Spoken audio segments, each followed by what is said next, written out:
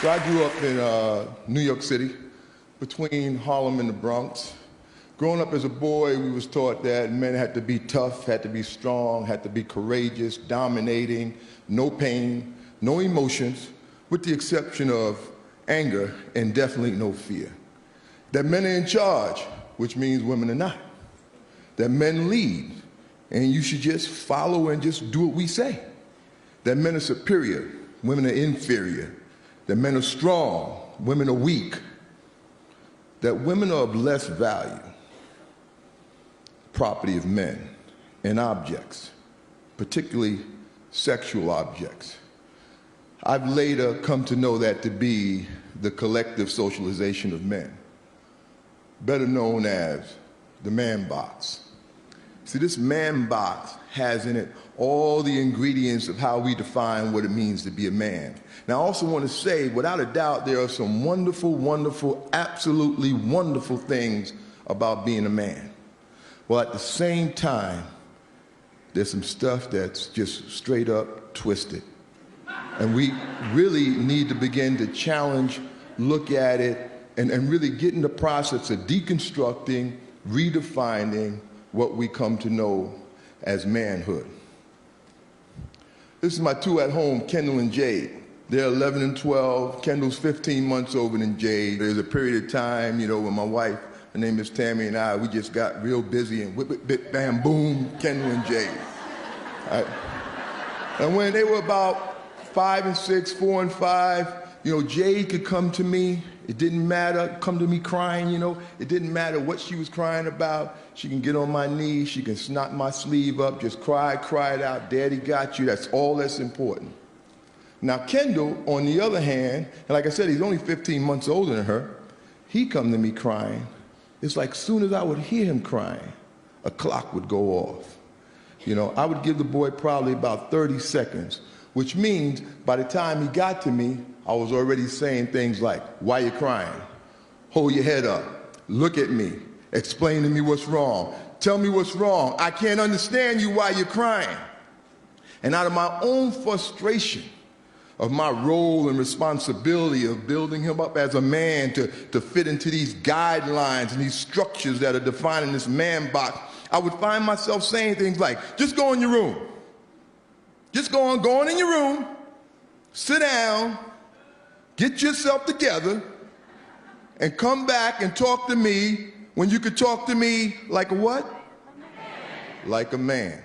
And he's 5 years old.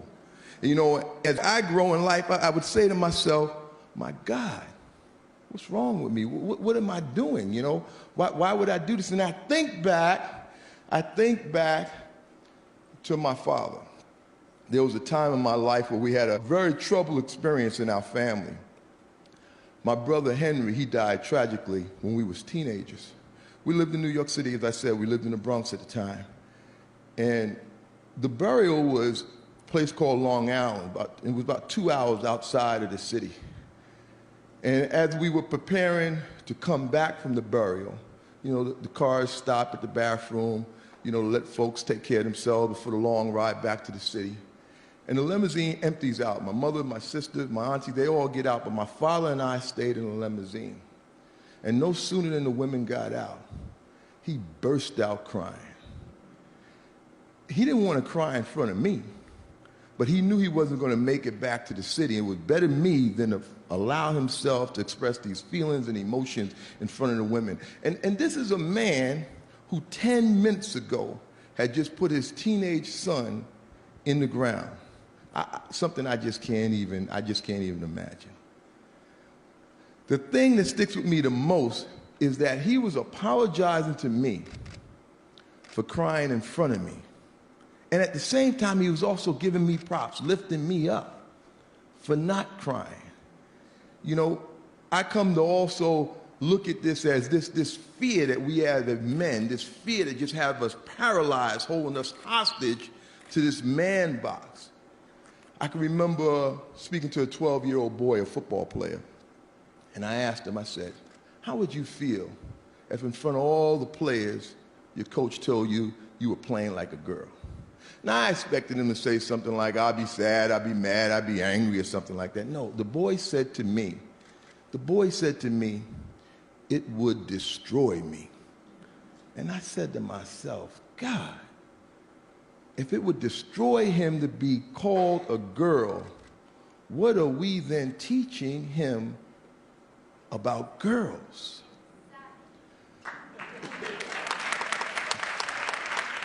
It took me back to a time when I was about 12 years old.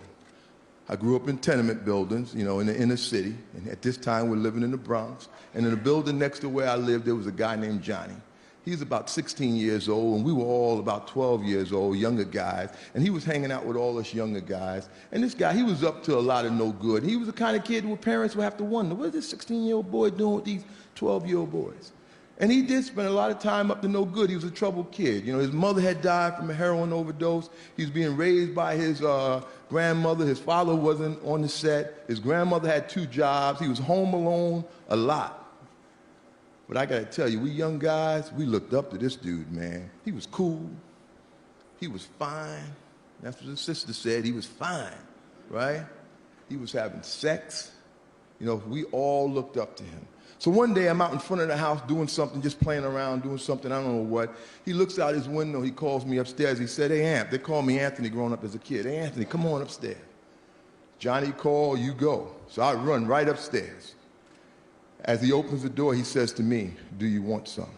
Now, I immediately knew what he meant, because for me growing up at that time and our relationship with this man box, do you want some meant one or two things, sex or drugs. And we weren't doing drugs. Now, my box, my card, my man box card was immediately in jeopardy. 2 things. One, I never had sex. We don't talk about that as men. You only tell your dearest, closest friends, sworn to secrecy for life, the first time you had sex. For everybody else, we go around like we've been having sex since we was 2. There ain't no first time.